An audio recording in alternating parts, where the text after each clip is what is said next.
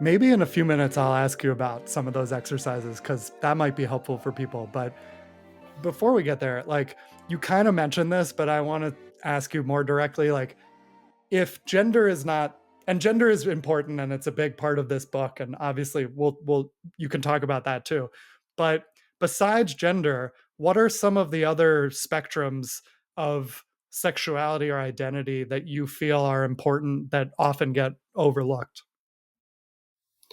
So I think that one of the big ones is kind of degree of sexuality. So when we I was think hoping about, you'd say that.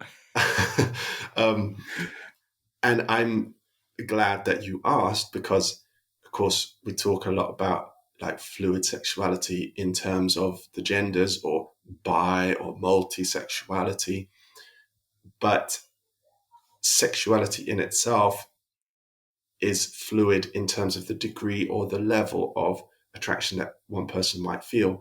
And so we have the term obviously asexual, which again, a lot of people think is finite. A lot of people think that if you're asexual, you don't like sex, you don't have attraction, you don't want a relationship. Some asexual people are like that. But like anything else, it's a spectrum. And we have all these ideas about how we should have a particular level of attraction. We should want sex or we should want romantic relationships in a particular way that society ordains. And of course, that's just really, really fluid and really, really diverse depending on who you meet. So I I would say that I am very much fluid in my asexuality or my allosexuality, the kind of opposite, Mhm. because there have been times in my life when I've really, really not experienced sexual attraction, like Mhm. almost at all. And then there have been times when I really have, and it kind of fluctuates. So that's another Yeah. type, I guess. Yeah. Cool. I love that phrase you used, degree of sexuality, where you started, because like I do think that is so important and such a big part of this conversation. And we talked about asexuality last time. We got more into it, but it is funny how like that spectrum is often labeled the asexual spectrum, where asexual is the end point of, it's the extreme end of that. And so a lot of people hear that and they go, well, I'm not asexual, but actually like that maybe prevents you from finding your place on that spectrum and noticing how that shifts over time. And so yeah, like maybe most of us aren't asexual, but let's talk about our degree of sexuality, right? Like that's a Oh my nice gosh. like way to think about it, an invitation to for people to explore that even if they're not at the extreme end. And most people aren't at the extreme end of any spectrum. Exactly. Most people are not at the extreme end Yeah. of any Yeah. spectrum, but we've been Yeah. led to think that we Most are. of us are between definitions. Yes. I love that. I also think for me the one that I think people don't talk about enough is you mentioned it, like the energy and the dynamic and the power dynamics, and like playing with those kinds of energies and dominance, submission, not just in terms of sex but in terms of like personality, stronger personalities versus like more I don't want to. I'm not sure what the other side of that spectrum is. It's not weakness. It's something else. Going with the Softer, flow. So yeah, gentler. Yeah. gentler. Yeah. Me. Um, me too. Yeah, Yeah. absolutely. And like, this is why sexuality is so fascinating. It's absolutely amazing. And everyone has these like wonderful specificities and like different things that they like. And yet we just say, okay, what's your sexuality? Okay, I'm straight. Right. Okay, I'm Right. gay. Okay, Right. I'm bi. What does that tell you? Like, you Yeah. and me identify as bi, but well, we probably know because you and me talk about We're it a pretty different. lot, right? We're super different, and that's Yeah. fabulous. Like, that's so Yeah. cool and that's so interesting. We don't need to always like, say everything about our sex lives and everything. Well, I do online, but um, Yeah, me too. What do you yeah, mean? We do always have to share everything we do. Every sex live act on I stage. have goes into directly into social media. I But guess I should most do only should I be doing OnlyFans if this is how I feel me? Okay, no. Go on. most people aren't like us, Rob. Believe it or not. What Um, do you how do you mean? we're not normal. Uh, but that's the thing. It just like leaves out, and I think straight people get away with this. Straight people get away with a lot, but this is the thing. It's like, oh, I'm straight.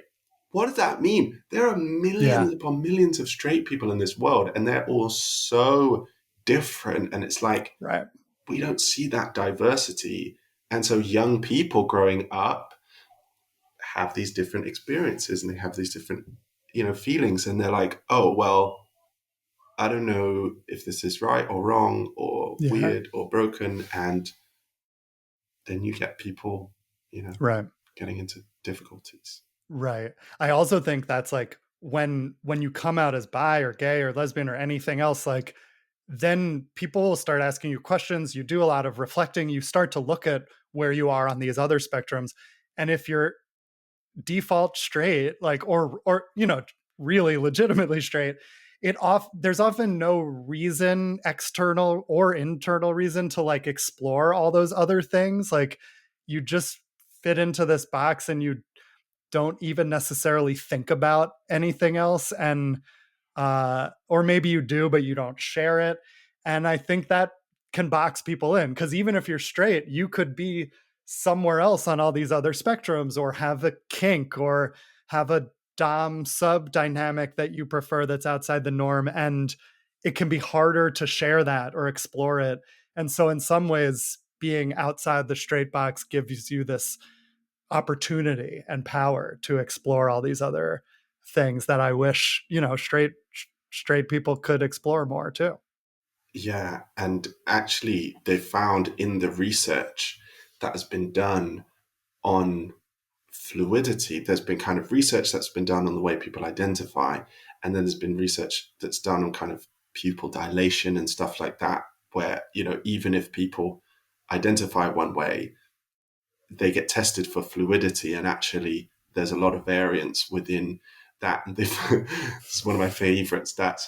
One of the things they found was that the group who was both least likely to be truthful about their identity, and also least likely to uh, know about their identity, uh, was straight men, because straight Shocker. men would right uh, would would identify that way on the form, and then so they would find out that actually they had a lot of fluidity and lots of different stimuli they would put in front of them, and they would uh, check their pupil dilation and other things. And so really that identity seems to be the most rigid, um, not only the most rigid in terms of like people not not realizing their fluidity, but also people actually kind of actively fibbing and lying about it.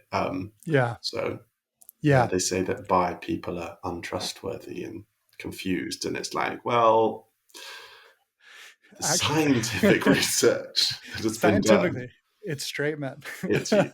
Yeah, And on that, actually, I noticed you posting a little about this recently, but in a for straight men, it feels like not only are they boxed in terms of sexuality, but in terms of masculinity also, and their gender.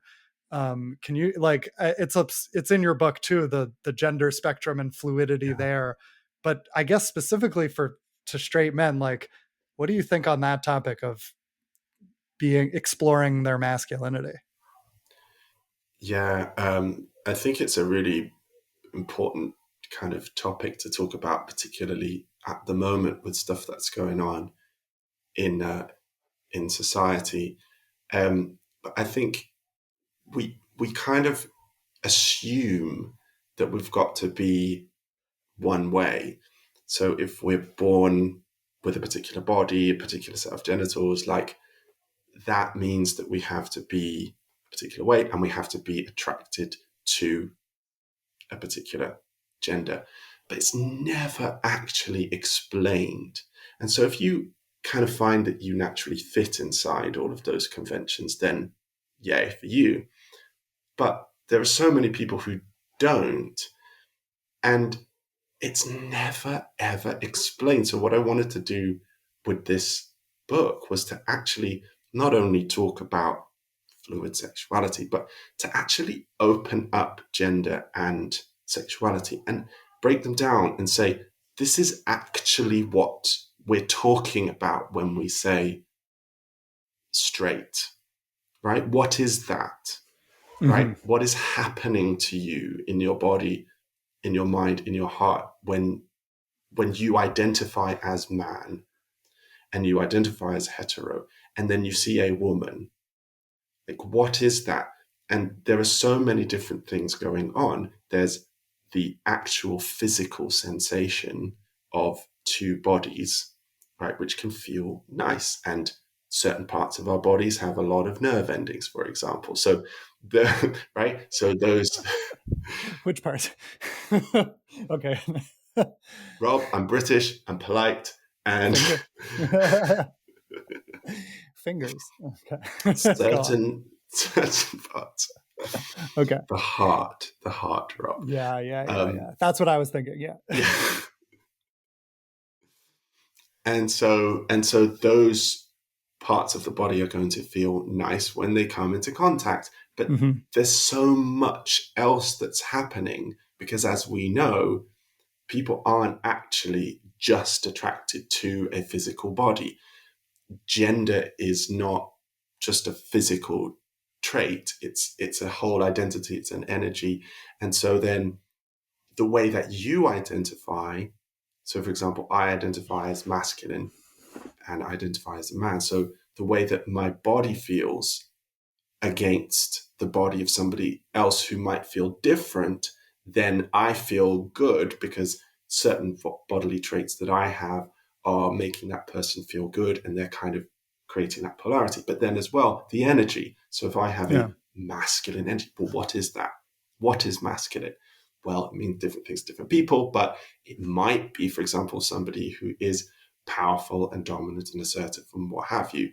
Okay, so if you meet somebody then who's maybe more gentle and soft and shy, whatever, then those traits are going to feel good because of that polarity, and you feel good, like I've got something to give, right? So like I've got something to give this person, and they've got something to give which complements me. So it's all about polarity in physical and kind of emotional traits, and so that doesn't really get explained to people. And so they don't really understand that, okay, I can have a physical body that might be strong, muscular, and powerful Hmm. physically, Hmm. but I might also have gentle traits and I Yeah. can still be attractive to someone because attraction is infinite. So these kind of boys and men who feel like they're kind of like stuck in this body and stuck in this expression because they feel like the two have to go together. Well, no one's explaining to them why it's not, so no wonder nobody understands. So I try to kind of like break all of that down and kind of explain it a bit so people can work out where they are on all the different Yeah. spectrums. Cool. Yeah. I love that.